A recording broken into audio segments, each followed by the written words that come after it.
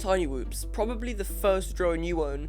If you're here, then I guess you're either thinking of buying it as your first drone, or thinking whether or not you should upgrade from a Tinywhoop, or you're getting into FPV and now you're binge watching every video you see about it. Trust me, we've all been there. Either way, you will leave with the answer you're looking for, or go binge watch more videos. Firstly, what are Tinywhoop drones? So, Tinywhoops are basically a mini version of a regular drone. They have usually a smaller battery life, they're smaller obviously, and have prop guards around them. But they are way more affordable, and in my opinion, the best way to start after you practice in the sim, that is. In this video, we'll talk about the pros, the cons, and the use case scenarios. And for all the curious people, here's the equipment I'm using today. And my review of the drone, the Tinywhoop 2 Freestyle, is right here.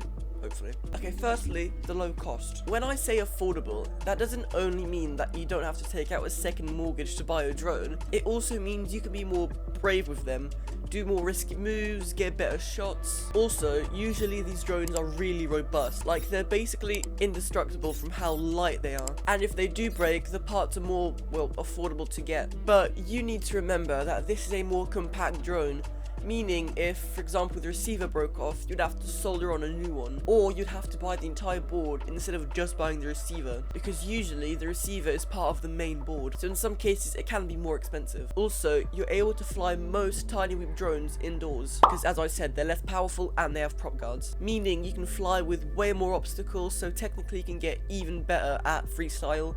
And also you don't have to think about the weather. I say most drones, because Tinywhoops like the Tinywhoop V2, well, you don't want to fly one of these inside unless you don't mind losing a limb or two. Which is why some people would consider these not Tinywhoops, but something called toothpicks, which is basically a 3-inch drone that doesn't have propeller guards usually and is quicker. As I said, these are the perfect choice for beginners. Maybe not this one, who have practice in a sim, because these drones usually come in a kit. While not the most future-proof, these do provide good enough goggles and controller for you to be able to fly the drone, meaning you don't have to buy any batteries or chargers, or worry about parallel charging, or worry about how to connect the controller to the drone, or the goggles to a different channel, or using Betaflight, or building your own drone which comes with its own quirks. Like, there's a lot for a beginner to learn. So it's nice just to have a kit which comes with everything you need to learn. Portability is also a plus for new pilots.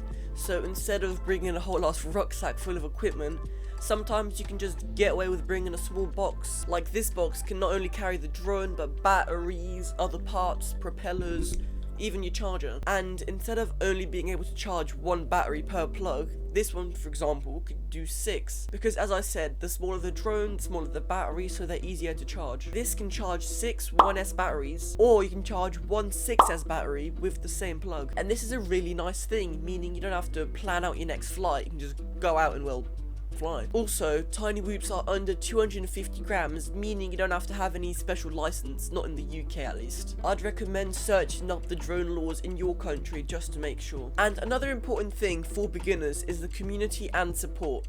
Like seriously, it's a cult within a cult. Like when I search drone groups in Facebook, it pops out with mostly Tinywhoop competitions. You can bring your little drone to some guy's backyard with a track there and have an absolute blast with some people. And remember, these drones are lightweight and robust, meaning they can take a beating in a race. Okay, now let's talk about the cons.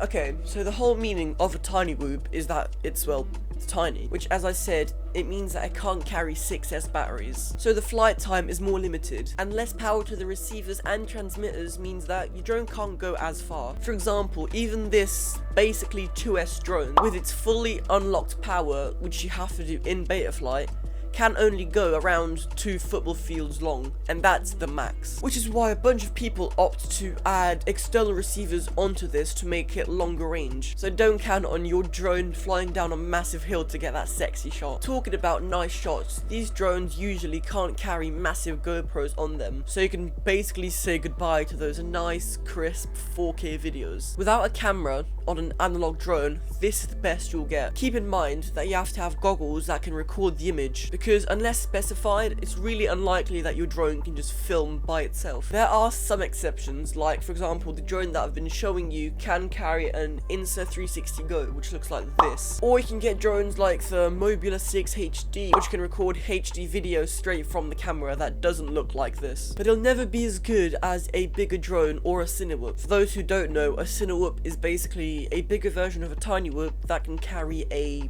naked GoPro, for example. Another con about Tinywhoops, as I said, they have less power and they're light, which means they'll be way more affected by wind. So the performance of these drones in windy conditions isn't the best. It's the worst. It's really the worst. Even drones like this won't be able to hit those snazzy tricks you see on TikTok if there's enough wind. So what you need to find out is the max wind speed your drone can handle. Get a drone app and see what the wind is like around your area to see if you can fly or not. Because you don't really want your drone to fly away in a bad way. Also, because you didn't build the drone, if something breaks and you're a complete newbie, then you don't really know how to fix it, especially if you need a solder. As I said, things are more connected. And lastly, your drone will be stuck to analog unless you want to buy a totally not worth it expensive drone like the Mobula 8 with the DJI O3 module on it. And even then, it can't do the stability that a GoPro can do. So basically, amazing cinematic footage is out the window for Tinywhoop. So what are the use cases for these drones?